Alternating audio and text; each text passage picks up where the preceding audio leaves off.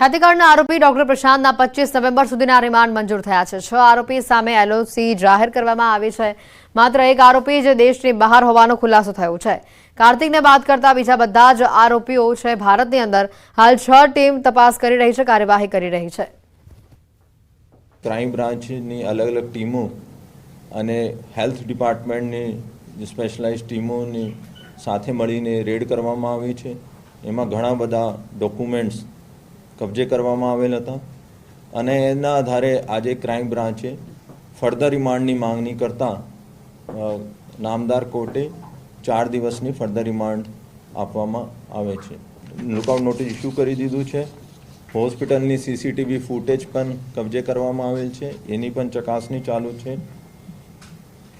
તમામ આરોપીઓનો bank accounts અને આ જો ખ્યાતિનો બેંક એકાઉન્ટ હતા જેમાં પીએમજેવાયનો પૈસા આવતા હતા એનો પણ ફ્રીઝ કરવા માટે બેંકનો લખાણ થઈ ગયા છે।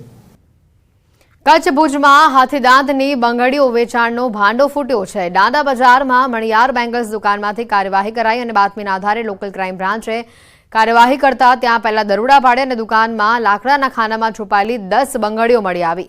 હાથીદાંતથી બનેલી બંગડીઓનું વેચાણ થતું હોવાનું સામે આવ્યું।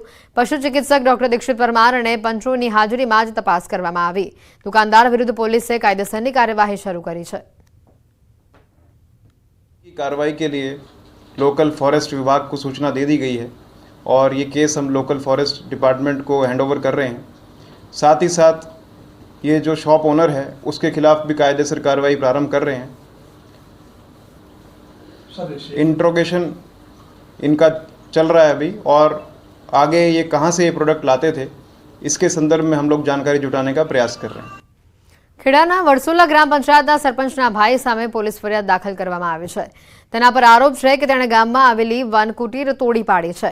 લોકોને બેસવા માટે ઉપયોગી આ વનકુટીર તોડી પડાતા લોકોમાં રોષ જોવા મળી રહ્યો છે અને એવા પણ આક્ષેપ થયા છે કે વનકુટીરની પાછળ સરપંચના ભાઈની જમીન આવેલી છે, જેના પગલે વનકુટીર તોડી નાખી છે। મહેમદાબાદના વરસોલા ચોકડી ઉપર આવેલી વનકુટીર તોડી પડાતા ફરિયાદ દાખલ કરાઈ છે। વન વિભાગના કર્મચારીએ મહેમદાબાદ પોલીસ મથકે સરપંચના ભાઈ વિરુદ્ધ ફરિયાદ નોંધાવી છે। સાબરકાંઠા જિલ્લાના ખેડૂતો માટે ખુશીના સમાચાર આવી રહ્યા છે। ધરોઈ ડાબાકાંઠાની કેનાલમાં સિંચાઈ માટે પ્રથમ પાણી છોડવામાં આવ્યું। રવિ સિઝનમાં ખેડૂતોને સિંચાઈ માટે 6 આપવાનું હોય છે અને આ પાણીથી હિંમતનગર, ઈડર અને વડાલી તાલુકાના 93 ગામોમાં 4000 હેક્ટર જમીનમાં ખેતીની સિંચાઈનો લાભ મળશે। સાબરકાંઠા સિંચાઈ વિભાગ દ્વારા રવિ સિઝનમાં ખેતીમાં સિંચાઈ માટે સલાહકાર સમિતિની માંગણીને લઈને જળાશયોમાંથી સિંચાઈ માટે પાણી આપવાનું આયોજન કરવામાં આવ્યું છે। ત્યારે સાબરકાંઠામાં ધરોઈ જળાશયમાંથી ડાબાકાંઠાની કેનાલમાં 6 પાણી આપવાના આયોજન પૈકી પ્રથમ પાણમાં 50 ક્યુસેક છોડવામાં આવ્યું છે। ક્રમશઃ 350 ક્યુસેક પાણી છોડવામાં આવશે।